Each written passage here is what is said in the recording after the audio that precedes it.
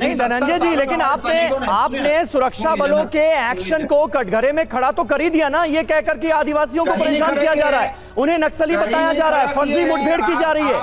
जब नहीं धनंजय जी, जब इस मामले में सियासत शुरू हुई, आपके नेता अपने बयानों पर घिरने लगे, तो फिर सफाई दी गई।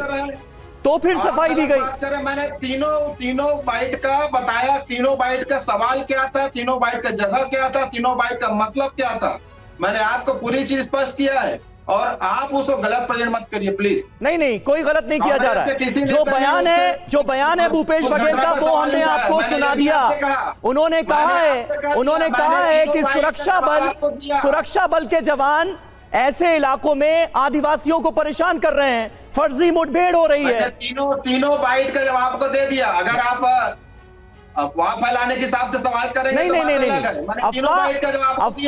अफवाह फैलाने वालों को जवाब दिया जाता है। यहाँ पर जवाब दिया जाता है।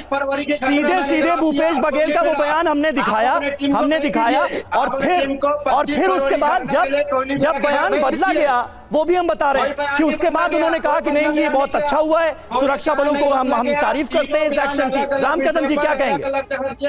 ठीक है, देखिए, यहाँ पर कांग्रेस के जो यहाँ प्रवक्ता है, वे आपके तीखे सवालों से या प्रहारों से वो बौखला गए, उनके पास कोई जवाब नहीं। एक और हमने इसी टीवी स्क्रीन पर देखा, एक और शांति से सुन लीजिए, अभी शांति से सुन लीजिए, पानी रखा होगा, पी लीजिए। आप इतने गर्म होने की कोई आवश्यकता नहीं है। झूठ बोलने के लिए पानी पीना पड़ता है, पी लीजिए पानी।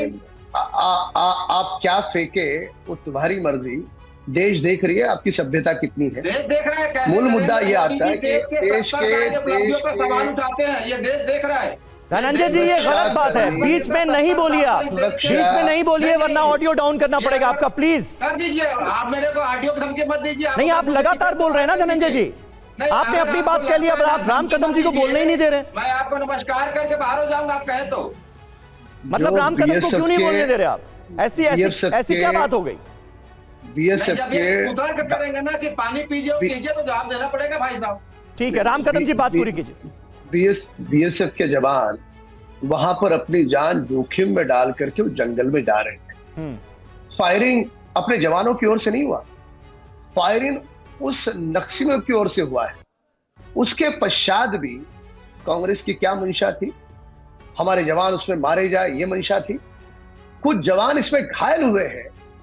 घायल होने के बाद देश के जवानों के बारे में कांग्रेस के मन में बिल्कुल संवेदना नहीं है, और उन लोगों के बारे में संवेदना है जो लोगों का गला घोट रहे हैं। किस दिशा की ओर जा रहे हो आप? यही आपने उरी और पुलवामा के बारे में किया था, यही आप इस बारे में भी कर रहे हो। एक सिंपल सा बात सोचिए, 125 लोगों की गिरफ्तारी हुई है, 150 लोगों ने सरेंडर किया है। अगर झूठ मूठ का अगर करना होता एनकाउंटर, तो उन लोग का भी हो जाता। जो लोग देश के संविधान के साथ, देश के लोगों के साथ आम नागरिक करके जुड़ना चाहते हैं, वे सरेंडर किया उन्होंने। कुछ लोगों की गिरफ्तारी हुई है। अगर करना ही होता तो सबका एनकाउंटर किया होता। इतनी छोटी सी बात जो बालक समझ सकता है, क्या कांग्रेस नहीं समझती?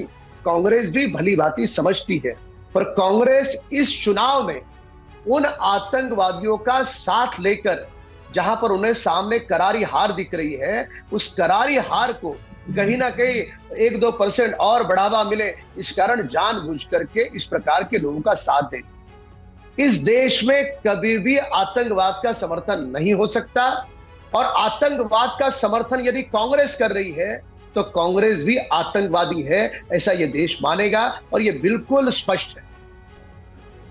देश तो ये मान रहा है कि भाजपा अपराधियों का गढ़ बन गया है जी। देश तो मान रहा है, जिस प्रकार से असम में आपने बोडो उग्रवादियों को अपना मेंबर बनाया है, देश मान रहा है। गोपाल जी, मैं आपका भी रुक करती हूँ, मुझे बस कुछ सेकंड्स दीजिए, मैं आपके पास अपराधियों का गढ़ है भाजपा, ये तो देश मान गया ना। ठीक है, मैं आप सभी से जवाब लूंगी, लेकिन देखिए बहुत जरूरी हो जाता है अपने दर्शकों तक वो रिपोर्ट्स भी पहुंचाना जो ग्राउंड जीरो से हमें मिल रही है। देखिए, कांकेर एनकाउंटर स्थल पर टीवी9 भारतवर्ष की टीम पहुंची। टीवी9 की टीम ने हापाटोला गांव का जायजा लिया। एनकाउंटर वाले पूरे इलाके में सन्नाटा पसरा हुआ। 16 अप्रैल की तारीख छत्तीसगढ़ के लिए एक बड़ी तारीख थी, क्योंकि इस दिन नक्सली और फोर्स के बीच मुठभेड़ हुई थी और इसमें फोर्स के जवानों को एक बड़ी सफलता मिली थी, जो कि अब तक की बड़ी सफलता है। फोर्स ने 29 नक्सलियों को यहाँ पे मार गिराया था और इस वक्त TV9 की टीम जो है ग्राउंड पे मौजूद है जहाँ पे मुठभेड़ हुई थी। लेकिन और उसके बाद अब अगर गाँव की हालत देखें, जैसे कि पहले भी आपको बताया गया है कि बस्तर में जो बस्तर के जो नागरिक हैं, जो ग्रामीण हैं, वो किस तरीके के होता है। अब देखिए कल मुठभेड़ हुई और पूरा का पूरा गाँव सुनसान है। यहाँ पे कोई भी एक व्यक्ति यहाँ पे नज़र नहीं आ रहा है। जिस प्रकार से आप देख पा रहे हैं कि यहाँ पे हर एक घर, जो छोटे छोटे घर है, जो एक पारा है, ये पूरा खाली पड़ा है। यहाँ पे एक भी सिर्फ जानवरों के अलावा यहाँ पे कोई भी नज़र नहीं आ रहा है। भीड़ हुई थी जिसमें 29 नक्सलियों को मार गिराया था, जिसमें से एक शंकर राव जो बड़ा नक्सली लीडर था, 25 लाख का नामी नक्सली था, उसको मार गिराया। एक ललिता महिला नक्सली है जिसकी शिनाख्त की गई है, लेकिन उस पर कितने लाख का इनाम है उस पर अभी तक कोई भी ऐसी बात निकल के सामने नहीं है। और लगातार जो है कोशिश की जा रही है उन जितने भी नक्सली मारे गए उनकी शिनाख्त करने की, कौन कितने लाख का नक्सली है। और साथ ही इनके साथ जो भी इनके हथियार बरामद हुए हैं, सभी ऑटोमेटिक हथियार बरामद हुए हैं, AK-47 LMG जैसे बड़े हथियार जो है बरामद हुए। उसके साथ ही नक्सली साहित्य भी का सामान भी जो है बरामद हुआ है। तो यही वो जगह है जहां पर इस एनकाउंटर को अंजाम दिया गया और 29 नक्सलियों को, खूंखार नक्सलियों को इस एनकाउंटर में ढेर कर दिया गया। गोपाल जी, अपनी जान हथेली पर रखकर सुरक्षा बल ऐसे दुर्गम इलाकों में पहुंचते हैं और उन नक्सलियों का खात्मा करते हैं जो बेकसूर लोगों की लगातार जान ले रहे हैं। लेकिन आपको अफसोस नहीं होता कि जिनकी बहादुरी की तारीफ की जानी चाहिए उनके ऊपर ही सवाल उठा दिए जाते हैं? देखिए, मैं सबसे पहले एक बात को स्पष्ट करना चाहता हूं कि मैं स्वयं एक ऐसे परिवार से हूं जिसमें 17 लोग फोर्स पे हैं और मेरे बड़े भाई एक नक्सली ऑपरेशन के दौरान शहीद हुए। हमने इस पर बहुत रिसर्च किया है। हम जो बात कहना चाहते हैं वो पहली बात है कि इस तरह के अभियान की जरूरत क्यों पड़े, क्यों लोग नक्सली बने, और इन नक्सलियों से लड़ने के लिए जो लोग जाते हैं वो कोई अंबानी अडानी जैसे बड़े लोगों के बच्चे नहीं होते। वो आम लोग, किसानों के, मजदूरों के घरों के बच्चे होते हैं जो फोर्स में जाते हैं नौकरी करने के लिए, अपने परिवार की जीवन जीविका को पालने के लिए। ऐसे परिस्थिति क्यों होते हैं? हमारे देश में प्रशासन और सरकारों ने बड़े लोगों की दलाली करने की ऐसी व्यवस्था बना रखी है, और खासतौर पर ये साहब जो बैठे हुए थे, जो हमें जेल भेजने जा रहे थे, इनका जमीन से क्या वास्ता है, इनके नीचे के लोगों से क्या वास्ता है? ये लोग हिंसा की, नफरत की राजनीति करते हैं। ये जो नक्सलियों के नाम पर आज हो रहा है, हम इसकी कठोर निंदा करते हैं। लेकिन हम ये कहना चाहते हैं कि वो कौन सा परिस्थिति है कि बस्तर के गरीब लोग नक्सलियों के समर्थन में खड़े हो जाते हैं। नहीं तो सर्कमस्टांसेस को आप कह रहे हैं कि सर्कमस्टांसेस अगर ऐसे हो तो फिर हथियार उठाना जायज है? बिल्कुल नहीं। हम कहना चाहते हैं कि हथियार उठाने वाले परिस्थितियों को खत्म करना चाहिए। जो परिस्थितियां लोगों को मजबूर कर रही है हथियार उठाने के लिए, वो परिस्थितियां हथियार उठाने वाले लोगों से ज्यादा खतरनाक है और आतंकवाद की जननी है। जो लोग ऐसी परिस्थितियां बना रहे हैं, असली आतंकवादी वो लोग हैं और उनके खिलाफ कड़ी से कड़ी कार्रवाई करनी चाहिए। ये लोग न सिर्फ आम लोगों को मरवाते हैं, फिर वही सवाल है कि कोई भी स्थिति, परिस्थिति क्या ऐसी हो सकती है जिसके आधार पर आतंकवाद को वाजिब ठहरा दिया जाए, जायज ठहरा दिया जाए?